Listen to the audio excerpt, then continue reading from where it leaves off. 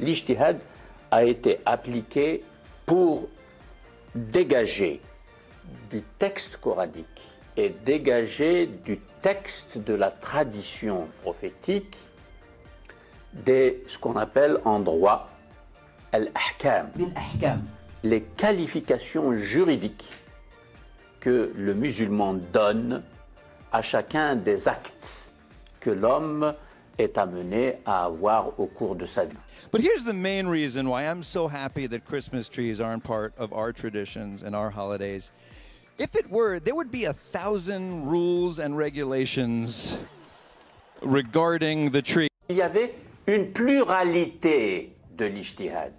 Et qui dit pluralité de l'ijtihad dit liberté d'intervention et liberté de discussion. And it would just be chapters and chapters of rabbis arguing about how you shecht the tree, where to shecht it, when to shecht it, if it has a blemish, can you even shecht it at all?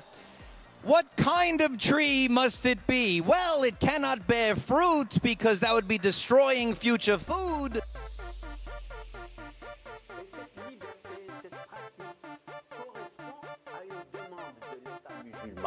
Parce qu'il avait besoin de réglementation juridique de tous les domaines de la société, et ça correspond aussi à une demande d'une société dynamique, d'une société riche. Vous voyez l'aspect sociologique de l'ijtihad. Le prophète a dit à chaque siècle, il y aura un réformateur de l'islam. Il nous invite directement à faire ce que je demande de faire, d'une part. Et puis, Rachid Reda, un grand réformateur de l'islam, a dit l'avenir de l'islam, c'est dans l'effort, dans l'ijtihad. La charia doit suivre la vie de tous les jours. Elle doit s'actualiser. Elle doit aller dans l'avant, vers beaucoup plus d'humanité, de générosité. Tout d'abord, quand on parle d'ijtihad, donc d'effort d'interprétation, il faut le replacer dans ces deux aspects. Il y a tout d'abord l'effort d'interprétation de chaque croyant qui ne nécessite pas de se référer forcément à un théologien. Ensuite, il y a un deuxième aspect qui concerne les personnes habilitées à fournir, et on le voit dans le propos qui a été ici retranscrit, dans le fait de fournir au pouvoir politique, de la part des théologiens, un certain nombre d'éléments normatifs pour organiser la société.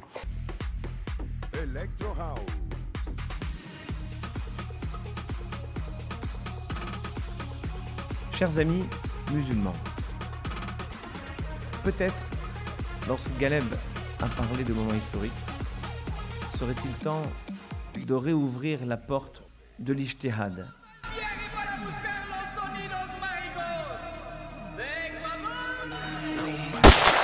Est-ce que pour tout le monde c'est clair la question des écoles juridiques?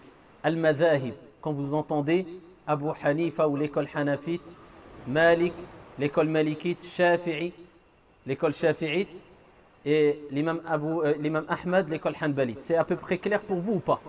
Qui comprend, pour qui c'est clair? Il lève la main. C'est clair pour personne. Ah, Gilles, c'est grave. On est dans l'époque des pieux prédécesseurs, d'accord?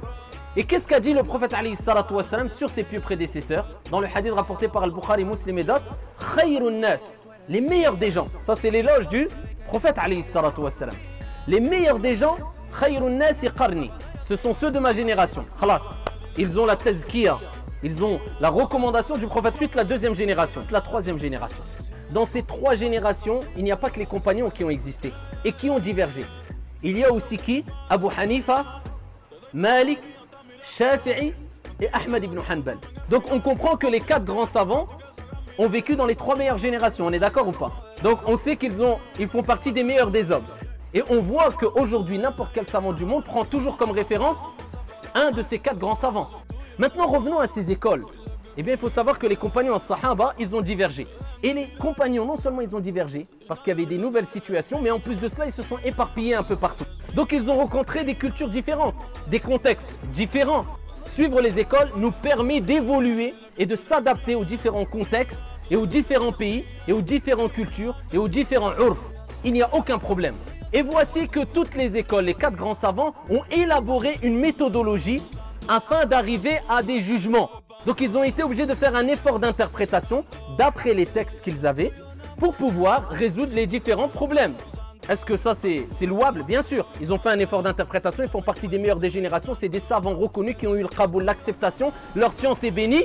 Donc ici on l'accepte et chacun a eu une méthodologie. Ce qui est beau et magnifique dans les écoles juridiques, c'est que non seulement on est protégé, parce qu'Allah il dit « Fas'alu ahla dhikr in kuntum la ta'lamun » demandez aux gens si vous ne savez pas, aux gens de science si vous ne savez pas. On se réfère au plus grand des savants. Donc au jour de la résurrection, nous on dira « Ya Allah ».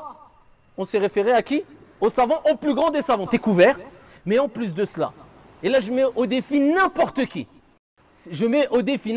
de trouver une meilleure manière afin de stabiliser tout un pays ici que le fait de suivre une école juridique. Comment on peut? C'est un honneur que je te fais. Redescends tout de suite. Porte tes couilles, Boussena, Ismaël Mounir, tous les deux les beaux. On va discuter Coran si vous voulez. On va revenir sur les 3 sujets. Allez, Boussena, montre ta science aux gens. Fais taire Ahmed de manière définitive. Mohammed est-il le dernier des messagers? Qui sont les bannis Israël? Et on va aborder aussi Abraham est-il juif? Vous qui passez votre temps à défendre les juifs, Abraham est-il juif? Après, si vous voulez vous éparpiller, on verra si Ahmed a envie de vous suivre. Les savants, sur certains points, ils ont divergé.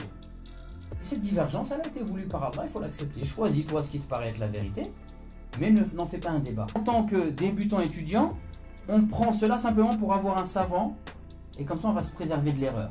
D'accord? Mais les débats, c'est pas pour nous. Les débats, c'est pour les juristes et pour les savants. Nous, on prend une façon qui reste dans le cadre de l'islam, qui reste dans le cadre de la jurisprudence islamique, mais en aucun cas c'est une voie vers la polémique, une voie vers la haine. Si tu es quelqu'un qui est versé dans les sciences religieuses et que tu veux comparer les avis, ça c'est intéressant, c'est bien, mais il faut que tu fasses partie de ces gens-là. Mais si tu es comme moi, ou comme on est nous aujourd'hui, c'est-à-dire qu'on n'est pas des savants dans le fiqh, alors il faut qu'on prenne une méthodologie qui va nous éviter les problèmes. Je sais qu'il y a plusieurs avis, je prends un qui me plaît, qui est une référence. Voilà, par exemple, je vais dire, je suis l'imam Malik. Là, je prends l'imam Malik. Et lui, il prend Shafi'i. Et c'est autorisé en islam. C'est la diversité jurisprudentielle en islam. Et en aucun cas, il faut lutter. Au-dessus de tout homme détenant la science, il y a un savantissime. Et là, une question se pose finalement à tout un chacun parmi les croyants musulmans. Auquel cas, ce n'est pas la personne que j'ai suivie, mais plutôt la vie qu'elle a émise, dont je suis convaincu que j'ai suivi.